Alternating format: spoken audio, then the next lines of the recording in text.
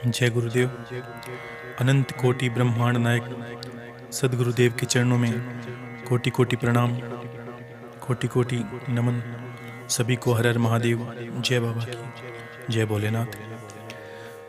शंभो शंकर, शंभो शंकर। जब भगवान कृष्ण और राधा जी की बात हम कर रहे थे थोड़े दिनों पहले, अब वो तो पूरी व्यथा हुई जो उनके जीवन में घटी। अब एक भक्ति का विषय है कि अगर हम भक्ति करते हैं, जब बात आई कि राधा जी की विरह की वेदना या विरह की पीड़ा या जो उनके अंतर की व्यथा है, मैंने उस दिन बात की थी। मैंने कहा कुछ संतों का मानना है कि जो राधा जी की, भगवान कृष्ण को राधा नाम परम प्रिय है, तो हम उनकी उपासना करते हैं, भगवान कृष्ण की करते हैं, राधे राधे करते हैं, तो ये सर्वश्रेष्ठ है और उनकी जो आराध्य है। तो आप राधा राधा नाम जप करते हैं। राधा नाम का अर्थ भी एक दिन बहुत पहले बताया था कि राधे राधे, आप ये समझे, राह दे और राह दे यानी रास्ता दे, और रास्ता मिल ही जाता है। जब राधे राधे करते हैं तो भगवान कृष्ण से हमें प्रीत हो ही जाती है और प्रेम भी बन जाता है। हर इंसान यही चाहता है कि अपने इष्ट का जो परम प्रिय नाम है वो ले। जैसे इसको इस तरह समझे भक्ति को, हनुमान जी महाराज की भक्ति हम करते हैं, लेकिन हनुमान जी महाराज के उपास्य आराध्य वो प्रेम का विषय है भगवान राम। तब उनके सामने अगर राम का जप करते हैं या नाम का नाम लेते हैं, राम का कीर्तन करते हैं, तो उनके प्रसन्नता का कोई ठिकाना नहीं रहता। वैसे ही राधा कृष्ण ये जो युगल जोड़ी है, अब हम भगवान कृष्ण की उपासना आराधना करते हैं और राधे राधे करते हैं, तब उनकी परम शांति, उनकी प्रसन्नता का कारण हमें बनना पड़ता है, और उनकी प्रसन्नता का कारण बनते हमारे जीवन के कार्य होते हैं और हमारी भक्ति भी फलित होती है। अब व्यथा की बात आई कि जो विरह वेदना, तो अंदर की व्यथा तो भक्त ही जानता है या जिसके अंदर बीतती है। मीराबाई को हमने सुना, जाना, मीराबाई को जानते हैं कि किस तरह यही व्यथा, देखो आप, सेम ही घटना घटती है कि मीराबाई की शादी कहीं और हो जाती है, वो अंतर में सिर्फ भगवान को अपना परम प्रिय, और राधा जी की घटना भी यही है। आप मान के देखें, दोनों को एक जगह पर रख के देखें, कितनी व्यथा, कितनी पीड़ा, और हजारों दोहे, हजारों करुणामयी बातें जो उनके भक्तों ने लिखी। तो भक्ति के विरह वेदना में कुछ श्लोक और कुछ स्तुतियाँ या कुछ भजन के रूप में कहूँ, आप सुने। प्रेम का जब विषय है तो बात प्रेम से करते हैं।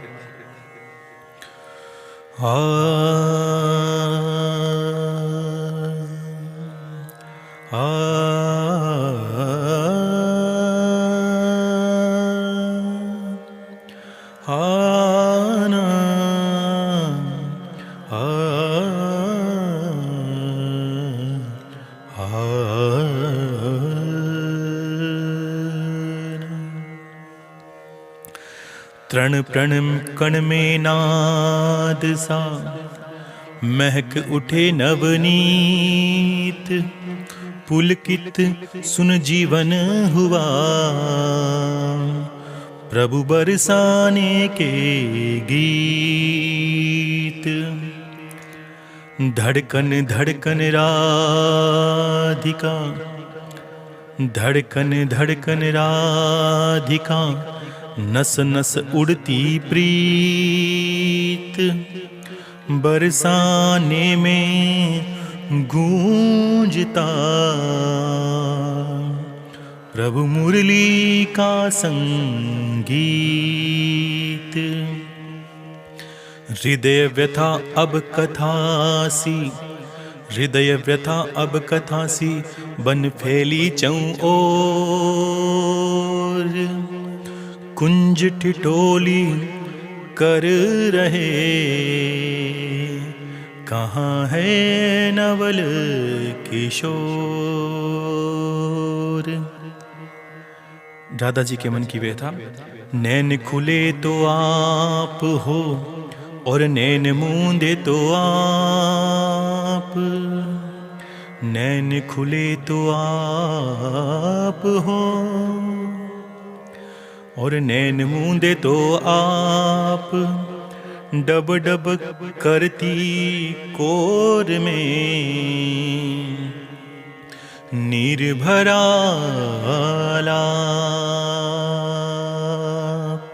आ, आ, आ,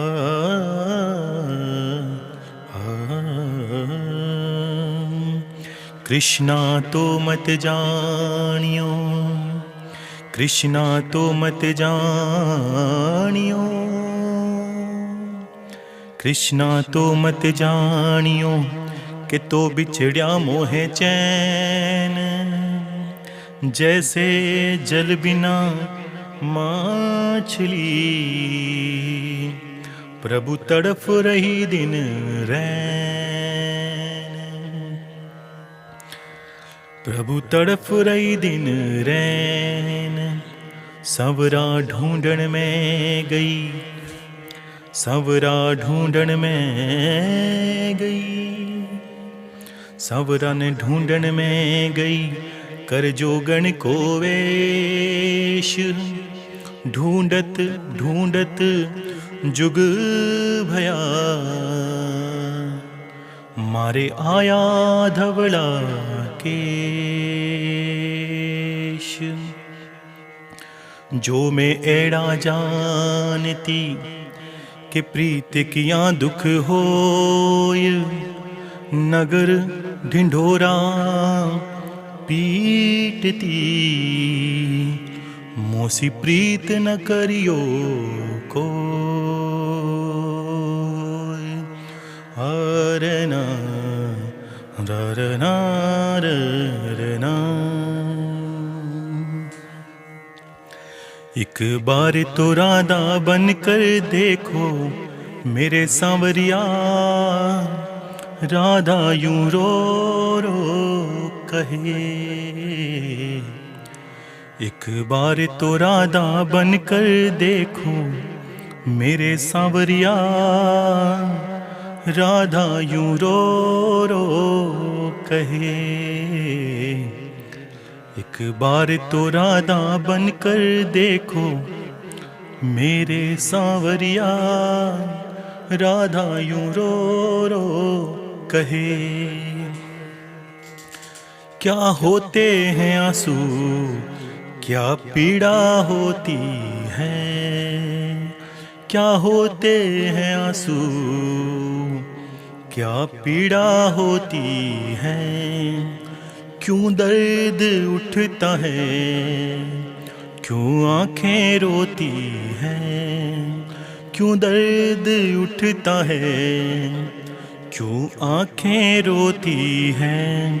एक बार आंसू तो बहा कर देखो सांवरिया, राधा यूं रो रो कहे। एक बार तो आंसू बहा कर देखो मेरे सांवरिया, राधा यूं रो रो कहे। क्या जानोगे मोहन तुम प्रेम की भाषा, क्या जानोगे मोहन तुम प्रेम की भाषा। क्या होती है आशा, क्या होती निराशा, क्या होती है आशा, क्या होती है निराशा। एक बार जरा तुम प्रेम कर कर देखो सांवरिया, राधा यूं रो रो कहे। एक बार तो राधा बन कर देखो मेरे सांवरिया, राधा यूं रो रो कहे, राधा यूं रो रो कहे। एक बार तो राधा बन कर देखो मेरे सांवरिया, राधा यूं रो रो कहे, राधा यूं रो रो कहे। तो इतनी हृदय की व्यथा, अब इसमें संयोजन देखिए कि राधा जी और मीरा जी के मन की व्यथा। एक भक्त जब भगवान से प्रेम करता है अंतर में, और उसके कहीं मिलने का कोई रास्ता नहीं लगता कि कहीं भी किसी तरह मिलना हो जाए, लेकिन दूर दूर तक उसे लगता है ऐसा संभव नहीं है, तब उसके हृदय की पीड़ा वही जान सकता है। तो ये बड़ा कहते हैं कि एक वक्त तक कर्म कांड चलता है, एक वक्त तक भक्ति चलती है, और जब इंसान प्रेम में पड़ जाता है, ईश्वर के प्रेम में पड़ जाता है, या जो सच्चा प्रेम है उसमें अगर इंसान पड़ जाता है, तो सारे सारे क्रियाकलाप धरे रह जाते हैं। सिर्फ अश्रुधारा और ईश्वर की भक्ति। वो बस दिन रात अपने इष्ट के चरणों में रहना चाहता है, दिन रात उसकी भक्ति करना चाहता है। उसको वो कहीं भी उसका उस स्वप्न में देखता है, कहीं भी वो दिख जाए, बस एक झलक पड़ जाए, एक ही सही, लेकिन पता है कि इसी के बाद मिलना होता है। एक बहुत पहले जब बात आई भक्ति की, तब कहा कि सूरत मूर्त से प्रेम होता है इंसान को। आपने सुनी होगी अमृतवाणियाँ, उसमें इंसान को फिर प्रेम होता है सूरत मूर्त से, आकर्षण बढ़ता है, फिर मन में विरह पैदा होता है, और विरह के बाद मिलना होता है।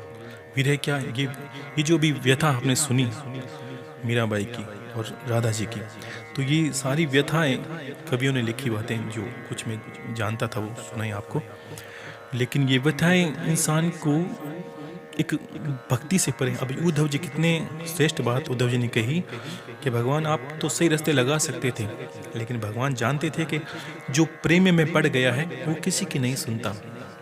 तो जब इतने ज्ञानी होकर भी जब वो एक बार गए वावरसाना, आपने सुना होगा, तब उनको देखकर उद्धव जी से रहा ही नहीं गया कि क्या कौन इनको ज्ञान की बातें समझाए, क्योंकि ये तो ज्ञान से बहुत ऊपर उठ गए। तो जो प्रेमी है वो ज्ञान से, लेकिन ऐसा नहीं कि आपको भक्ति करनी नहीं आती, ये तो भक्ति के बाद का विषय है। जब सूरत मूर्त से प्रेम होता है, तब विरह होता है, तब प्रेम बढ़ता है, तब इंसान में दर्शन की कामना बढ़ती है। और ऐसा नहीं आजकल तो दिखावा में आप पहले ही ना भक्ति को जानते हो, ना कोई प्रेम करते हो, बस सीधा ही प्रेम में पड़ना चाहते हो, तो सीधा प्रेम तो किसी काम का नहीं है कि जग दिखावा। अंतर में होना, ये लोगों को दिखाने का विषय नहीं है। अब लोगों के सामने दर्शाते हो, ये अंतर का जब पीड़ा होती है तब खुद ही सहन करनी पड़ती। तो वही बात प्रेम की है। तो जग दिखावा कुछ नहीं है, इसके अंदर आपके हृदय की बात है, हृदय ही जानते हो। आपकी पीड़ा है, आप ही जानोगे। दूसरे की कोई किसी को अर्थाने की आवश्यकता नहीं कि मुझे देखो कितना प्रेम है, मुझे किसी को आजकल दिखावा करोगे तो ऐसा नहीं कि मुझे प्रेम है तो आप घर वाले देखेंगे देखो भगवान से कितना प्रेम करती है, ऐसा कुछ किसी को नहीं। अंतर का विषय है। रोना चुप चुप, कोई प्रेमी क्या करता है, जगत को दांत दिखाता है, हंसता है, खिलखिलाता है, जगत के साथ रहता है, और फिर भी अंतर में ये महसूस करता है कि कोई उसी का नहीं है, किसी का वो नहीं है। वो अंतर में बस जब रोना आता है, अकेले इंसान अकेले में रोना आता है। भक्ति और प्रेम का विषय, इंसान अकेलापन महसूस करता है तब। और ऐसा भी समझिए कि जब इंसान अकेला होता है तभी उसी वक्त वो सबसे ज्यादा अपने आप के पास होता है, खुद के पास। तो ये प्रेम की सी व्यथा है। और बाकी तो प्रेम पर जीवन में बीत जाए, प्रेम और ये कोई जितने विषय अब कहना है, भक्ति है, चाहे साधनाएं हैं, चाहे उपासना है, चाहे कर्म कांड है, इंसान संभव नहीं कि एक जीवन उनको कह पाए। और इतने इंसान के सामने वाले की बुद्धि नहीं होती कि इतना वो ग्रहण कर पाए। ऐसा नहीं कि आप क्षमता आप कितनी है, आप थक जाओगे सहन करते, सुनते सुनते आप देखोगे बस गुरुदेव ऐसा लग रहा है कि सारा ही करना है, लेकिन जीवन छोटा है। इच्छा सब है करने की, आपने बोला वो करना है, आपने बोला वो सुनना है, ज्ञान की बातें करनी है, जीवन को संवारना है, लेकिन आपको लगेगा उसी वक्त। इसीलिए तो संतों को क्या होता है कि विराग हो जाता है, वीरत हो जाता है, या भक्तों को एकांत रहने का मन करता है। कारण क्या है कि उसे लगता है कि इतने काम है मेरे पास, इतने कार्य हैं, और मैं कब करूँगा, समय ही कितना बचा है। और साधारण इंसान में क्या होता है, उसे लगता है समय समय है, वो अकेला रहेगा तो बोर हो जाएगा, सोचेगा बस अकेला हूँ क्या करूँ, समय टाइम पास कर रहा हूँ।